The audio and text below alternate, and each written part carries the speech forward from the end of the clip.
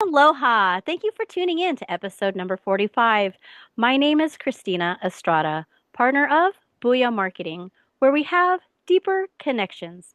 Today, our honored guest is David Bruce Leonard, author, acupuncturist, expert in tropical edible and medicinal plants. How are you, David? I'm well. How are you doing? Fantastic. Thank you for being here. So, you're You're writing a welcome. new book. I am.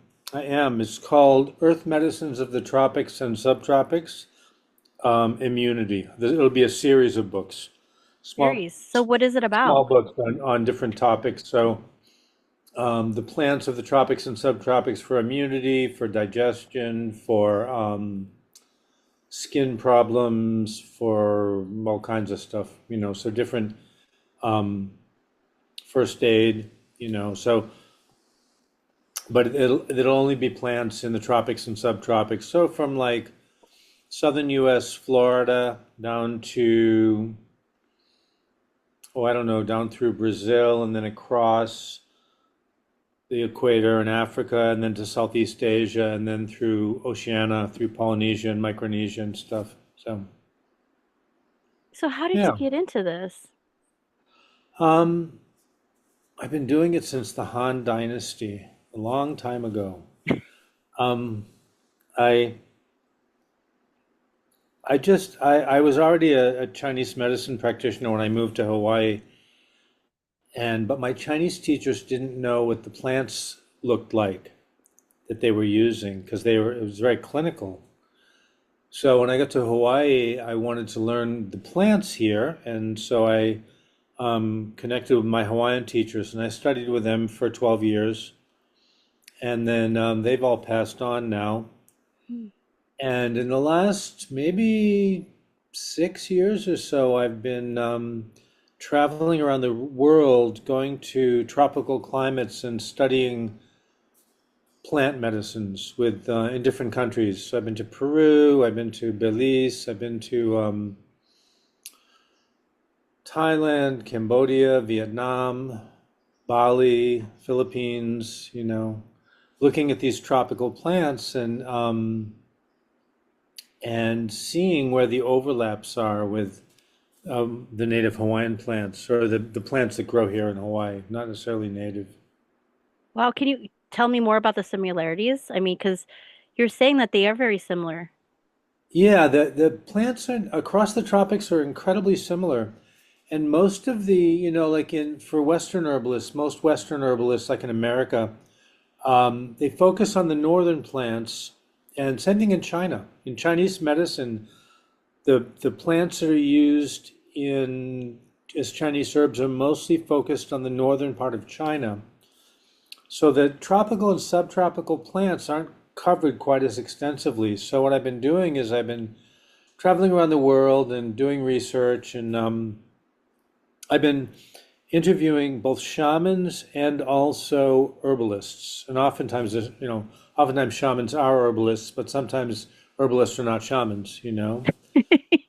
And yeah, and very similar. The plants in Hawaii, so many of the plants here that we call weeds also grow in Africa and India, in Philippines. It's amazing. It's amazing. I was in the Amazon basin in Bolivia many years ago in the mid 90s, and I looked around and I thought, my Hawaiian teachers could be dropped here by helicopter and they could start practicing right away, same plants. Oh, that's I mean, amazing. there's endemic plants that are not the same, but a lot of the sort of invasive plants are the same, and they're good medicine. So So you my say by teacher, medicine though, right? But could you explain like yeah. one plant that we could use?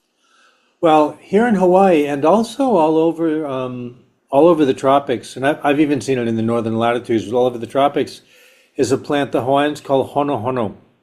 It's also called camelina. Hmm. And let me show you a picture of it. It is used for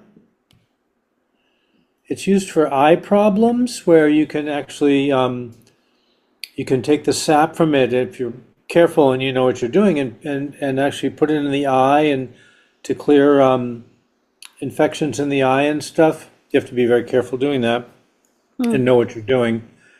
It's also used for fevers in Chinese medicine Fever. and fevers, yep, as a tea. It's also edible, so it has these blue flowers. Wow, it's beautiful. It can use it, it's very mucilaginous.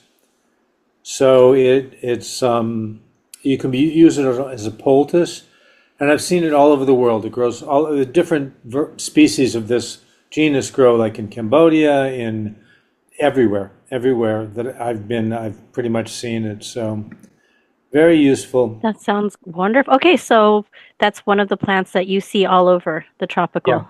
Yep. And most people think it's a weed or it's a pest, and it can be, but it's also extremely useful. You can also make a soup out of it.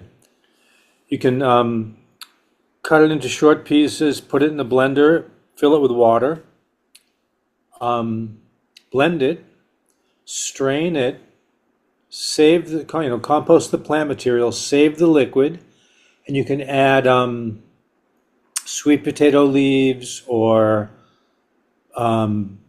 vegetables to that or whatever, and then you can make a puree, and that's the soup base.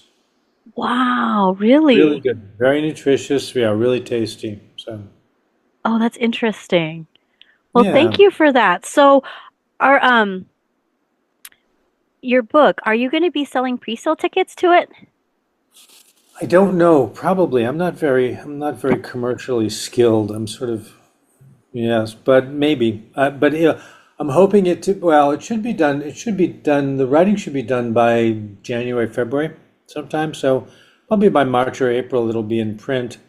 I'll have it on Amazon, and yeah, I might if I get somebody to put me in a harness and tie me to the computer, I might actually do some marketing. But other than that, I just write books and I just move on. Hope somebody finds them.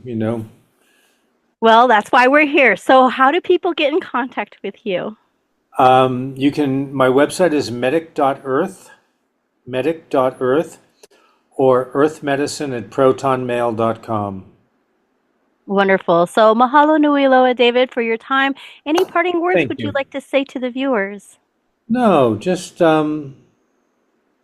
yes, I think connect to nature as much as you can. Go out, don't talk, don't use your phone, stop and connect and see what you can notice around you, even if it's just in your backyard. It doesn't have to be the forest, but notice what's happening.